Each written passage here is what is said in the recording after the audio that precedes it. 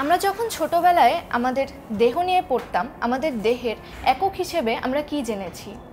আমাদের দেহের মূল একক হচ্ছে কোষ। ঠিক তেমনি অসংখ্য ছোট ছোট প্রকোষ্ঠ বা অসংখ্য ছোট ছোট একক নিয়ে কিন্তু আমাদের ফুসফুস গঠিত। এই এককগুলোকেই বলা হয় অ্যালভিওলাস।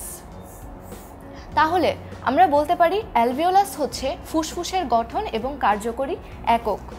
অ্যালভিওলাসের বইয়ের ভাষায় যদি আমরা সংজ্ঞা বলতে চাই, তাহলে আমরা বলতে পারি অ্যালভিওলাস হচ্ছে গ্যাসীয় বিনিময় তল বিশিষ্ট প্রকোষ্ঠের মতো অংশ যা ফুসফুসের গঠন এবং কার্যকরী একক হিসেবে কাজ করে। অর্থাৎ এ থেকে আমরা জানতে পারি অ্যালভিওলাস জিনিসটা হচ্ছে গ্যাসীয় বিনিময় তল বিশিষ্ট, অর্থাৎ এতে গ্যাসের বিনিময় ঘটতে পারে।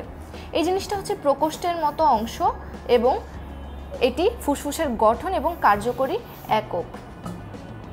অ্যালভিওলাস হচ্ছে ঘন কৈশিক জালিকা সমৃদ্ধ এক ধরনের প্রকোষ্ঠ, অর্থাৎ এর চারদিকে ঘন কৈশিক জালিকা ঘিরে একে রাখে।